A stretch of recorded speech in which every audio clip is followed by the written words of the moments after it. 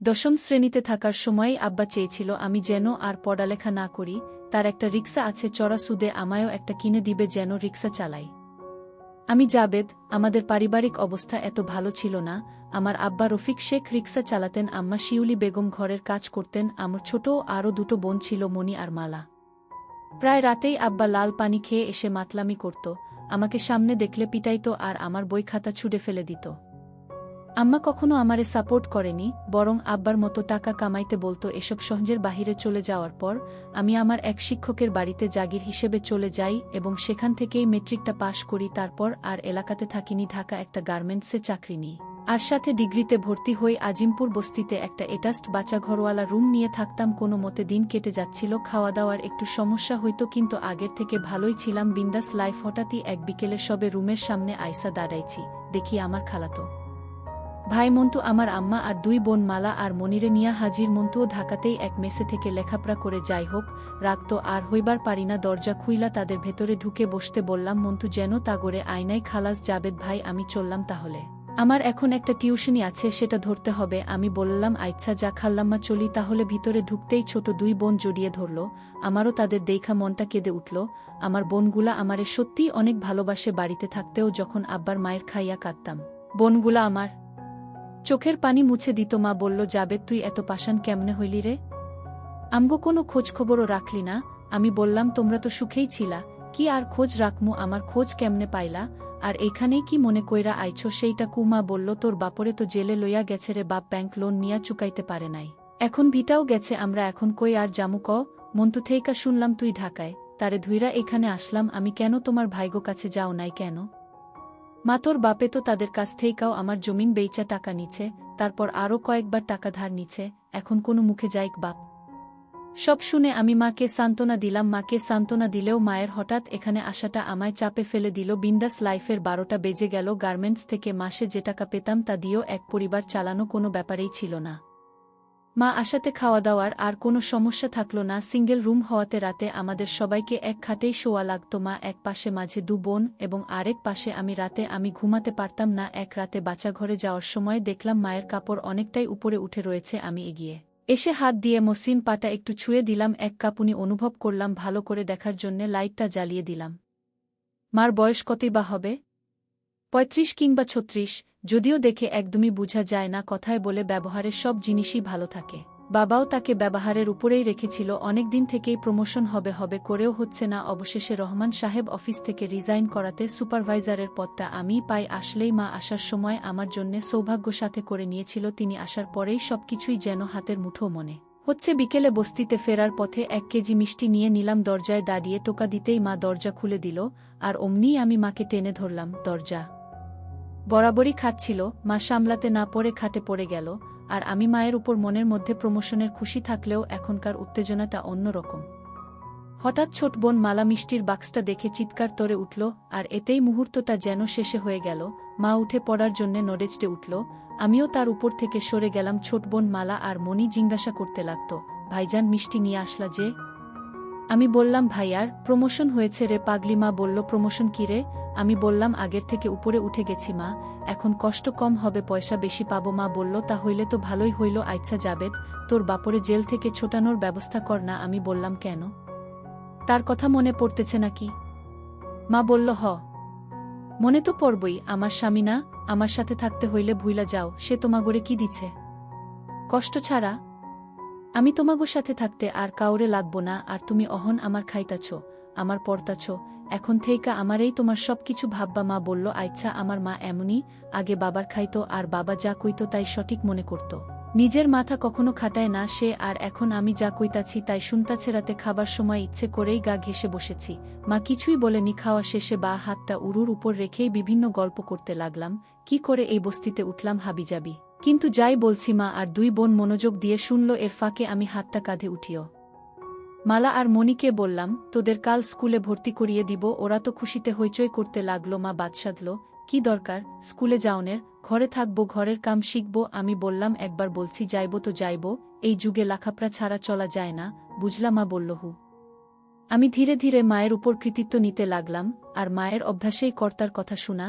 এখন যেহেতু আমি কর্তা, তো আমি যা বলি তাই শুনবে। রাত যথেষ্ট হয়েছে, এবার শুতে হবে। আমি মাকে বললাম, মা, রাতে মালা ঘুমের ঘোরে আমার গায়ে হাত পা তুলে দেয়, আমার ডিস্টার্ব হয়। এদেরকে এক পাশে দিয়ে তুমি এই পাশে শো। মা বলল, আচ্ছা ঠিক আছে বাপ। দেখলাম আমার কথাই রইল। মালা মণিকে এক পাশে দিয়ে মা আমার ডানেই শুয়েছেন। আমি ঘুমের ভান করে শুয়ে রইলাম। ঘুম তো আসছেই না। দুই বোনের খুনসুটি একসময় বন্ধ হয়ে আসলো। এদিকে আমার গরম হয়ে আছে, আমি মায়ের বিপরীত দিকে ফিরে আছি। একসময় যখন বুঝলাম সবাই ঘুমিয়েছে, তখন মায়ের দিকে ফিরলাম। মা আমার দিকে পিঠ করে শুয়েছিল। তার চুল থেকে নারিকেল তেলের ঘ্রাণ। হাত দিয়ে কাপড় উপরের দিকে তুলতে লাগলাম, মা কিন্তু একটুও নড়ল না।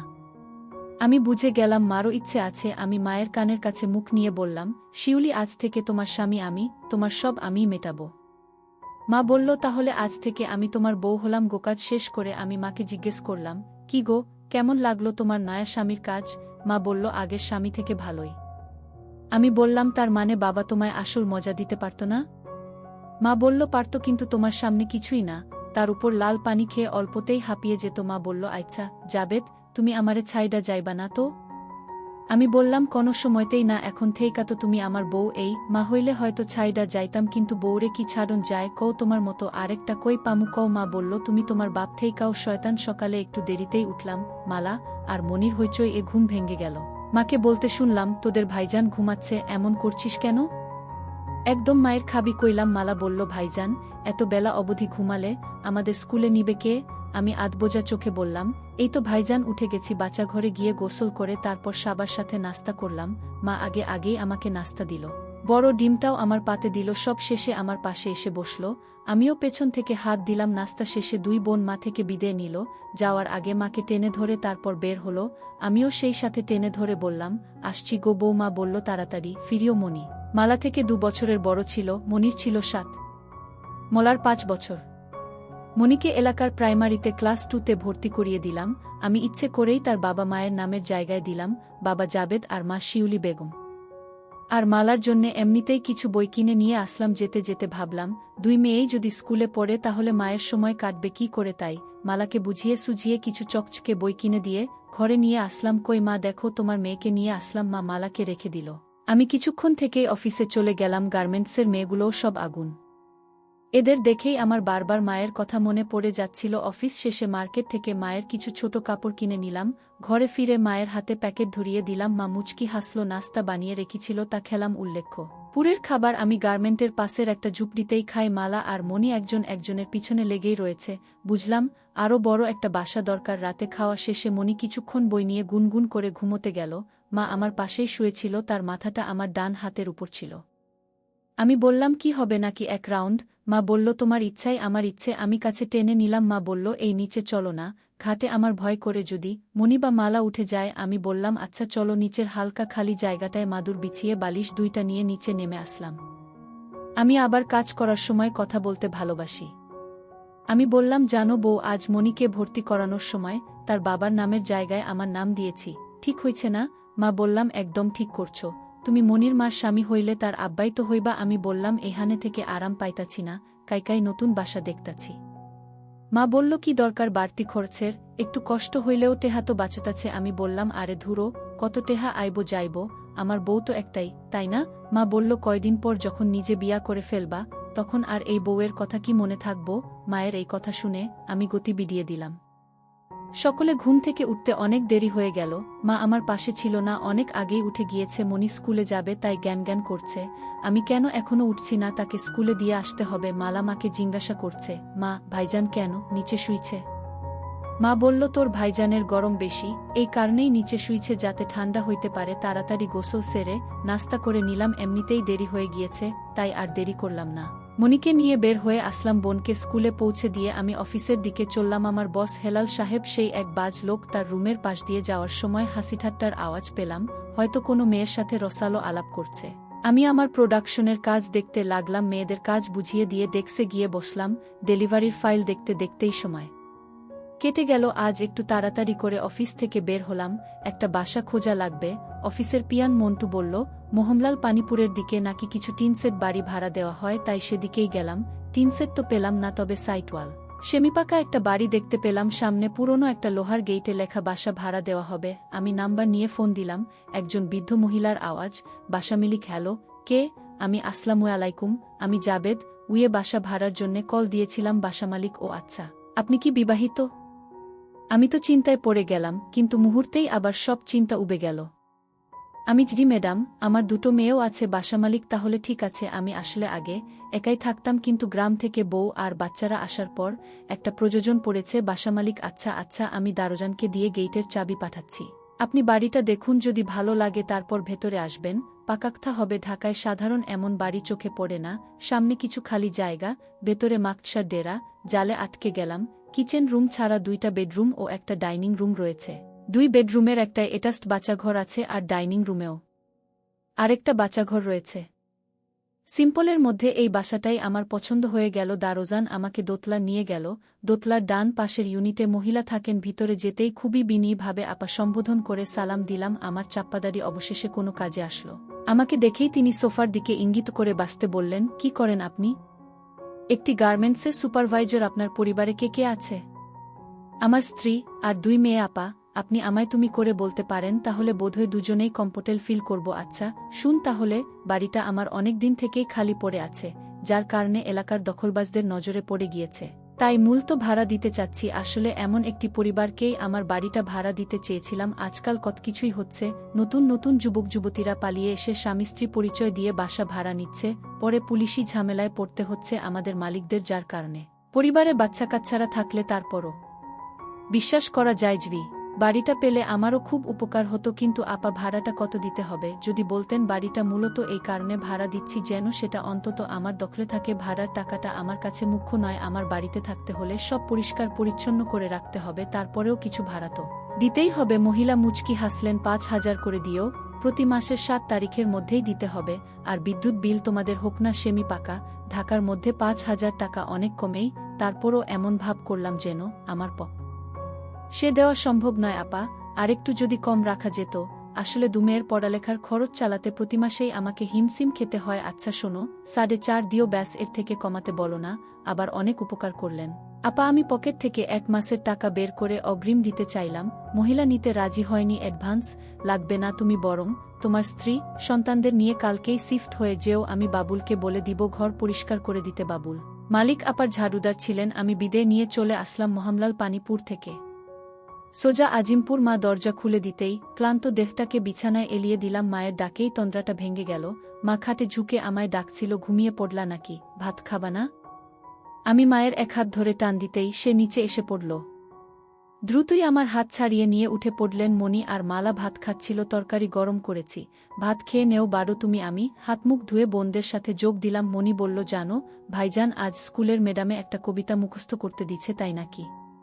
তুমি কি মুখস্থ করছো? হুম। ভাইজান তুমি শুনবা নাকি? মাঝখানে মা ধমকে উঠল। মণি তোরে কইছি না খাবার সময় বেশি কথা না বলতে। মণি আর কথা না বলে ভাত খেতে লাগলো। মালাও চুপচাপ। বুঝলাম আমি এ ঘরের কর্তা হলেও করতি, কিন্তু মাই। আমি খাওয়া শেষ করে শুয়ে রইলাম। মণি এবার আমায় তার কবিতা শোনাতে থাকল। এদিকে মা খাটের এক কোণে উল্টো দিকে ফিরে চুল আঁচড়াচ্ছিলেন। তার চিকন কোমরটা লাইটের আলোয় হেব্বি দেখাচ্ছিলেন। ছোট বোনের কবিতার দিকে মনেই দিতে পারলাম না। এর মধ্যে মণি আরেকটা কবিতা পড়তে গেল। আবার মা বাদশাধেন। অনেক রাত হয়েছে, সকালে আবার স্কুলে যেতে হবে, ঘুমো এখন। মালা তার ওয়ার্ড বুকের ছবিগুলো দেখছিল। সে নারাজ। মা আমার তো স্কুল নেই, আমিও ঘুমাবো। ঘুমাতে হবে। সে বই রেখে চোখ বুজে রইল। মায়ের দিকে ইশারা দিতেই মা লাইট অফ করে আমার পাশে এসে শুলো। সে বোনদের দিকে ফিরে শুয়েছে। মা ধাক্কা দিচ্ছে এখনই যাতে কাজ শুরু না করি, কারণ বোনেরা হয়তো এখনও ঠিকমতো ঘুমায়নি। শিউলি, কাল থেকে আর আমাদের কষ্ট করতে হবে না। নতুন বাসা দেখেছি। শিউলি আমার মায়ের নাম। মা বলো, কি দরকার ছিল আরে এভাবে? আর কতদিন?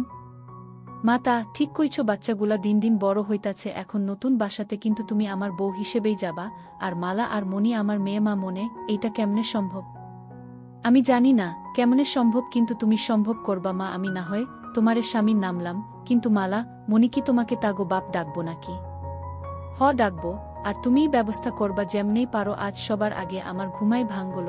দেখলাম মা পাশে শুয়ে আছে। কি মায়াবী এক নারী, চেহারাতেই দুনিয়ার সব মায়া এবং সরলতা। মায়ের সবচেয়ে বড় গুণ হল ঘরের কর্তার উপর বিশ্বাস রাখা আগে মায়ের উপর আমার অনেক রাগ জমেছিল কেন এই মহিলা কখনো বাবার আচরণের প্রতিবাদ করল না। আজ বুঝতে পারছি কেন করেনি। যার কাছে সে রাতের আধারে বশ্যতা স্বীকার করে নিয়েছিল, যার সাথে সে প্রতিরাতে রতিক্রিয়ায় মতে উঠত, তার কথার উপরে সে কথা বলতে শিখেনি, তার কথাই সে মাথা পেতে নিয়েছিল। হোক সেটা ভুল কিংবা শুদ্ধ। লক্ষ্মীটি সকাল হয়েছে, উঠবা না?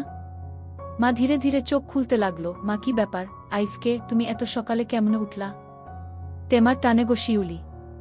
মা হইছে সকাল সকাল আবার শুরু কইরা দিও না, সরো, আমারে উঠতে দেও। আমিও উঠে গিয়ে ফ্রেশ হলাম। মা এই ফাঁকেই মালা আর মনিকে জাগিয়ে দিল। তারাও একে একে দাঁত ব্রাশ করে ফ্রেশ হয়ে নিল। এরপর মা আবার নাস্তা বানানোর কাজে হাত দিলেন। আসলে প্রতিদিন তো সকালে ঘুমেই থাকি, অনেক কিছুই লক্ষ্য করা হয় না। নাস্তা বানানোর সময় বিন্দু বিন্দু ঘামে তাকে আরও অনেক বেশি কাছে টানে। সাহায্যের ছুতো বারবার ছুঁয়ে দিচ্ছিলাম। বোনেরা তো তাদের নিজেদের মধ্যকার খুনসুটিতেই ডুবেছিল। অবশেষে নাস্তা সারলাম। মাকে বলে রেখেছি কাপড় চোপড় আর বাসন কোসন সব যেন গোছগাছ করে রাখে। আমি এসে ফ্যান আর খাটটা খুবলো। মনিকে স্কুলে দিয়ে আমি অফিসে চলে গেলাম। অফিস থেকে আজ হাফ শিফটেই বের হয়ে আসি। আসার সময় হেলাল সাহেবকে বলি, বস আসলে যেন সামলে নেন, বের হয়েই পাশের মার্কেটে যাই।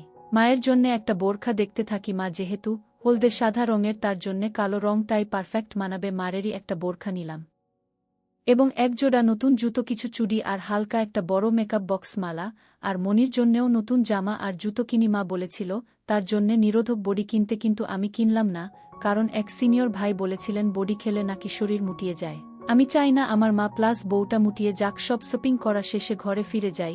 মা অনেক খুশি হলেন, মালাও খুশিতে আত্মহারা। মা ঘরের সব কিছুই গুছিয়ে রেখেছিল। আমি স্কুল থেকে মনিকে নিয়ে আসলাম, তারপর সিলিং ফ্যান ও খাটটা খুলে রাখলাম।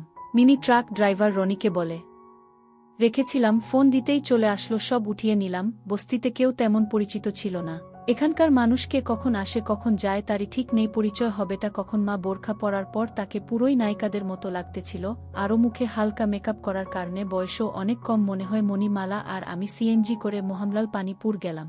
মালিক আপাকে ফোন দিতেই বাবুলকে দিয়ে চাবি পাঠিয়ে দিল। তালা খুলে গেটের ভেতরে ঢুকতেই দেখি সেদিনের সম্পূর্ণ উল্টো চিত্র। সেদিন কেমন অপরিষ্কার ছিল, আজ একেবারেই ঝকঝকে। বাড়িটা মায়ের অনেক পছন্দ হলো। বাবুল ভাই চাবি বুঝিয়ে দিয়ে চলে গেলেন। কিছুক্ষণ পর ট্রাক আসলে সেখান থেকে রনির সাথে ধরে সব মালামাল বাহির করে নিয়ে মোটামুটিভাবে খাট ফ্যান ফিট করার পর রনি সহ আমরা টিফিনকারি করে বয়ে আনা মায়ের রান্না করা মাংসের খিচুড়ি খেলাম। ভাবি খিচুড়িটা অস্থির হয়েছে।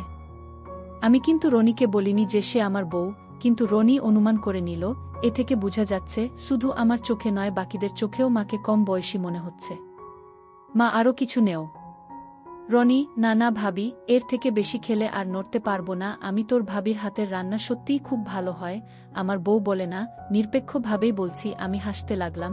মা, হইছে, তুমি এবার থামো। খাওয়া শেষে রনিকে ভাড়া বুঝিয়ে দিলাম, সে চলে গেল। মা এরই মধ্যে ঘর গুছানোর কাজে লেগে গিয়েছেন, একেবারে জাত গিন্নি। আমি ক্লান্ত হয়ে শুয়ে রইলাম। আমার পিচ্চি বোন মনিও ক্লান্ত হয়ে আমার পাশেই শুয়ে পড়ল। আর মালা মায়ের পিছনে পিছনে মায়ের কাজ বাড়াচ্ছে। মনি, ভাইজান, বাড়িটা আমার খুব ভালো লাগছে। আমি তাই নাকি রে? আমি তাকে কাতুকুতু দিতে থাকলাম। এর ফাঁকে আমি আবার ফার্নিচার দোকানে গেলাম। স্টিলের একটা খাট প্লাস ফোম এবং একটা সিলিং ফ্যান কিনে নিয়ে আসি। ঘর গোছাতে গোছাতে মাগরিবের আজান দিয়ে দেয়। এটাস্ট রুমে ছোট ওয়ার্ড্রোবটা এবং বড় খাটটা দিলাম। আর 2 রুমে স্টিলের খাট প্লাস সিলিং ফ্যান লাগালাম। কিচেনে সিলিন্ডার প্লাস চুলা ফিট করলাম। আর সব বাসনকোসন মা রান্নাঘরে সেলের উপর গুছিয়ে রাখল। সব টাকার উপর দিয়ে গেল। ভাগ্যিস আগ থেকেই ব্যাংকে কিছু টাকা করে রেখেছিলাম। মা অবশ্য বাড়তি খরচে বিরক্ত। তার এক কথা, কেন স্টিলের খাটটা কিনলাম? তার কানে কানে বললাম, রাতে বুঝবা। মা লজ্জায় টমেটোর মতো লাল হয়ে গেল। মাস্টার বেডরুমে ঢুকে বাচ্চাঘর থেকে আমি ফ্রেশ হয়ে নিলাম। তারপর মা ফ্রেশ হওয়ার জন্যে বাচ্চাঘরে ঢুকল। বস্তির মতো এত কোলাহল আর শোরগোল থেকে বের হয়ে ভালোই লাগছে। অবশেষে মনমতো একটা বাড়ি পাওয়া গেল, মনমতো বিছানা। মালা আর মনি পাশের রুমে ফোমের উপর লাফাচ্ছিল। রাত 2, মাথার উপরে ফুল স্পিডে ফ্যান চলার পরেও ঘামে গা জবজব করছে। মা আর আমার দুজনেরই একই অবস্থা। কাজ করতে করতে কখন যে 3টে বেজে গেল বুঝতেই পারিনি। দীর্ঘ পরিশ্রমের কারণে ক্ষুধা লেগেছিল। আমাদের মা, ছেলের মা, রান্নাঘরে গিয়ে আমার জন্যে কিছু সেমাই বাটিতে করে নিয়ে আসলেন। সেমাই খাবা? হুমো। একটা জিনিস বহু আগ থেকেই লক্ষ্য করছি। যে দিন থেকে মায়ের সাথে প্রথম হয়েছিল সেদিন থেকেই মা আমারে যথেষ্ট সম্মান দিয়ে কথা বলে। মা আমার হাতে সেমাই দিয়ে নিজের জন্যে নিতে যাচ্ছিলেন। আমি তার হাত টেনে আমার পাশে বসিয়ে দিলাম। তারপর এক চামচ নিয়ে তার মুখে দিলাম আর পরে আবার আমি খেতে লাগলাম। বউ, তোমারে না কইছি মালা আর মিলিরে বলবা। আমারে যাতে আব্বা বইলা ডাকে। মা, আমারে কি এখনো তুমি বিয়া করছো? না। মা, তাহলে হেরা তোমারে আব্বা ডাকতে যাইব কেন? তার মানে তোমারে আগে বিয়া করা লাগবো? আচ্ছা, কালকাই তোমারে বিয়া করমু। এখন আসো, আরেক ধাপ হয়ে যাক। এই তোমার না সকালে অফিস আছে? আরে অফিস পরে, এদিকে আসো। সকালে ঘুম থেকে উঠি দু বোনের দুষ্টুমির শব্দে। আমি উঠতেই তারা চুপ হয়ে গেল। মা দেখলাম মুচকি মুচকি হাসছে। মায়ের হাসি দেখে টং করে উঠল। অতিকষ্টে নিজেকে সামলে বাচ্চা ঘরে গিয়ে গা ধুয়ে ফ্রেশ হয়ে নিলাম। মা, কই গো, তোমার নাস্তা রেডি? আমি আসছি। নাস্তা করতে এসে দেখি বোনেরা আমায় দেখে দমে গেল। আমিও কিছুই বললাম না, চুপচাপ নাস্তা করে উঠে পড়লাম। আর মনিকে বলি স্কুলের জন্য রেডি হয়ে নিতে। নতুন বাসা থেকে স্কুলটা একটু দূরে হয়ে গেছি। আজ আমি দিয়ে আসি, কাল থেকে স্কুলের ভ্যানকে বলে দিব আমি আর মনি রিকশায় করে যাচ্ছি। তো মনি বলে উঠল, ভাইজান, মা বলেছে আজ থেকে যেন তোমারে আব্বা বইলা ডাকি। তুমিই হলে আমাদের নতুন আব্বা। মা যে আমার কতটা বাধ্যতা বোনদের প্রতি, তার নির্দেশ শুনে আরও বেশি করে বুঝতে পারলাম। তোদের মা যখন বলছে অবশ্যই ডাকবি, কিন্তু এতদিন তো তোমায় ভাইজান বলে ডাকতাম। ঠিক আছে, তো বড় ভাইজান তো বাপের সমান হয়, জানিস না? মাও একই কথায় বলছে। শোনো, মা ঠিকই বলেছেন। এখন থেকে কেউ যদি তোদের বাবার নাম জিগায়, ভাইজানের নাম বলবি। মা যখন আমাকে তোদের বাপ বানাইছেন, তোদের দেখার দায়িত্ব আমার। যে কোনো সমস্যা হইলেই আমায় বলবি, ঠিক আছে? ঠিক আছে ভাইজান। আবার ভাইজান? ঠিক আছে আব্বা। ছোট বোনের মুখে আব্বা ডাক শুনে পরানটা জুড়িয়ে গেল। ছোট বোনের স্কুল চলে আসলো, তাকে টিফিনের জন্য কিছু বাড়তি টাকা দিলাম, আর একটা বিদায় আদর দিয়ে বিদায় নিলাম। আফিসে আজ বড় সাহেব এসেছেন। সবার সাথে আমারও ঘাম ছুটে গেল। যদিও গত এক মাসের প্রতিটি ডেলিভারির হিসেব আমার কারাই ছিল, কিন্তু হেলাল সাহেব অফিসে মেয়ে নিয়ে ব্যস্ত থাকায় তার হিসেবে গোলমাল দেখা দিল। বড় সাহেবের আমার মুখের তেমন একটা লাগাম নেই। চাকুরেদের যা তা বলে গালি দেওয়ার কাজে তিনি এক্সপার্ট। সবার মা বোন এক করলেও আমি বেঁচে গেলাম। তারপরও সারাদিন এক মুহূর্ত ফুরসত মিলেনি আমার সুন্দরী মাকে নিয়ে ভাবার। বেটা সারাটা দিন আমাকে আগামী মাসের অর্ডারগুলোর হিসেবে ব্যস্ত করে রাখল। বৃহস্পতিবারেও ফুল টাইম অফিস করে। যখন বাসায় আসলাম ভীষণ ক্লান্ত লাগছিল। ঘরে ঢুকেই হাতমুখ ধুয়ে চেয়ারে বসে পড়লাম। মাকে ঠিক কি বলে ডাকব বুঝতে পারছিলাম না। মা যেহেতু বোনদের বলেছে আমাকে বাবা বলে ডাকতে, তাই তাদের সামনে তো আর মাকে মা বলে ডাকা যায় না। এখন থেকে আমাকে তাদের বাবার মতো আচরণ করতে হবে, এবং মায়ের সাথে তাদের বাবা মানে আমার বাবার মতোই থাকতে হবে। তবেই তো ছোট বোনগুলো আমাকে বাবা বলেই মেনে নিবে। আর মা তার স্বামী হিসেবে আমার বাবা মাকে জাবেদের মা বলে ডাকত। বাবা কি তখন আর জানত যে একসময় এই জাবেদেই তার জায়গা দখল করে তার বউয়ের স্বামী হবে? মাকে মনির মা বলে ডাকতে মন্দ হয় না, দেখি কাজ হয় কিনা। মনির মা, কই গেলা? এই তো রান্না ঘরে, আমারে এক কাপ চা দিয়া যাও। এদিকে দেখলাম মালা আমার দিকে কেমন ভয়ে ভয়ে তাকাচ্ছে। আমি পকেট থেকে তার জন্যে আনা চকলেটের প্যাকেটটা বাড়িয়ে দিতেই দেখলাম তার ভয়টা দূর হয়ে গেল। এগিয়ে এসে আমার থেকে প্যাকেটটা নিল। এইতে আব্বু, তোর জন্যে এনেছি। মালা দৌড়ে গিয়ে মনির কাছে চলে গেল, আর তাকে বলতে শুনলাম, দেখেছিস আপু, নতুন আব্বা কত ভালো, আমার জন্যে চকলেট এনেছে। মনি আর মালা এবার চকলেট নিয়েই মজে গেল। আসলে এই বয়সে সে সব বাচ্চাগুলো ছোট থেকেই অনিশ্চয়তার মধ্যে বেড উঠে তাদের কাছে বাবা বা ভাই এর মানেটা কোনো মাইনেই রাখে না। একমাত্র মাইনে রাখে এদের মা। এদের মা যদি কাউকে দেখিয়ে বলে এই তোর বাবা, তাহলে সেই ব্যক্তিকেই তারা বাবা মেনে নেই। মা চা নিয়ে আসলো। মায়ের কপালে আর নাকের ডগায় বিন্দু বিন্দু ঘাম জমেছিল, তাতে তার সৌন্দর্য যেন আরও বহুগুণে বেড়ে গিয়েছে। মা চা দিয়ে তাড়াহুড়ো করে চলে যেতে চাইল, কিন্তু আমি হাতটা ধরে দাঁড় করিয়ে দিলাম। এই এখন না, ঘুমাবার সময় চুলায় তরকারি দিয়ে আসছি, পুড়ে যাবে তো। আর এইদিকে যে আমার পুড়তাছে, তার কি হইব? তোমার কি পুড়তাছে? আমি চেয়ারে বসা ছিলাম, মাকে টেনে বসিয়ে নিচ থেকে শক্ত হওয়া বুঝিয়ে দিলাম। মনি আব্বা আব্বা বলে ডাকতে ডাকতে বাড়ি মাথায় তুলেছে। মা গিয়ে বকা দিল, এত জোরে চিৎকার দিচ্ছিস কেন রে? আমিও সেদিকে গেলাম। কি হয়েছে রে মা? আব্বা, শনিবারে স্কুলে সবার বাবা মা যাইব, তোমাদেরও যাইতে হইব। সে একটা আমন্ত্রণপত্র ব্যাগ হতে বের করে আমার হাতে দিল। দেখলাম প্যারেন্টস মিটিংয়ের কার্ড, এবং একান্ত উপস্থিতি নাকি আবশ্যক। আচ্ছা যাব, আমি আর তোর আম্মা দুজনেই যাব। চিন্তা করিস না। এদিকে খিদায় পেটটা চোচো করছে। কই তোমার হলো? হইছে। তোমরা সবাই খাইতে আসো। মা সবার আগে আমার জন্যেই প্লেট সাজিয়ে দিল। মুরগি এনেছিলাম, তাই রান্না করেছে। মায়ের রান্নার আসলেই কোনো জবাব নেই। খাওয়ার পর বোনগুলোকে নিও কিছুক্ষণ দুষ্টুমি করলাম। একসময় মায়ের বাঁকা খেয়ে দুজনেই শুয়ে পড়ল। আমি আজ সেকেন্ড বেডরুমে শুলাম।